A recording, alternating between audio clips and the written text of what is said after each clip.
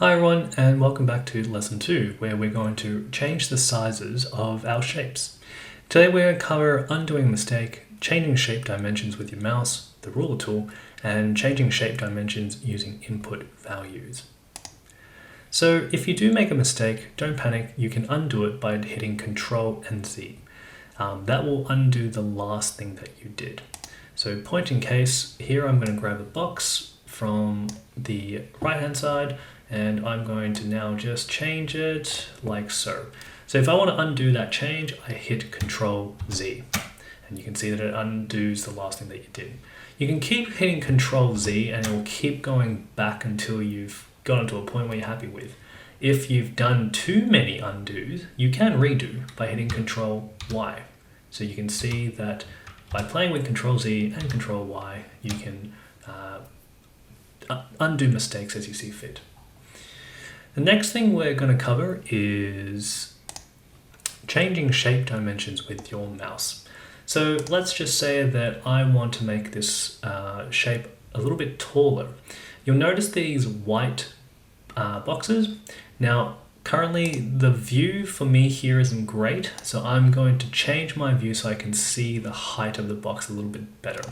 Remember, changing view is holding down your right mouse button. I think this is the right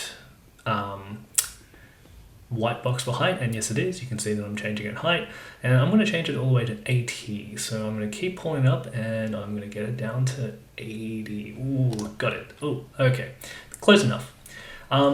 Now I'm going to change the width of my box so I can pull this white box, and pull it across down to 80, as close as I can get it. Here we go. And now I'm going to change the length of my box to 80 as well. So I'm going to go ahead and try to drag that down to 80. Almost. Okay, there you go. Now, that was a little bit difficult in trying to get very precise measurements. So there is an easier way of doing this. What you can do is use the ruler tool. So over here, click on your left mouse button, drag that all the way out and put it to the very corner of your work plane. Now you'll see that there are these numbers popping up. Left click into that box, highlight 77, and I'm going to input 50. Press enter and you can see it goes all the way down to 50. Now I'm going to do the same with my width. I'm going to hit 50, and then you can see that I'm going to do the same with that.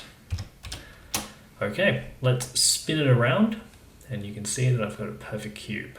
So much easier. Don't change this number over here because that will change. I'll show you what it does. It will move it all the way up. So that's something to avoid for now. Okay, so that covers the tools that we're here to show you.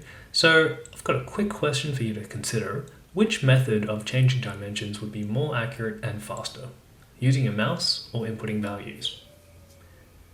If you said inputting values, you are correct. For me at least, that is much more faster and a little bit more accurate. Once you're happy with all of that, here's a quick challenge. Try to make a rectangular prism with a height of 10 mil, a width of 15 mil, and a length of 20 mil. Okay, have fun, and I'll see you in lesson 3.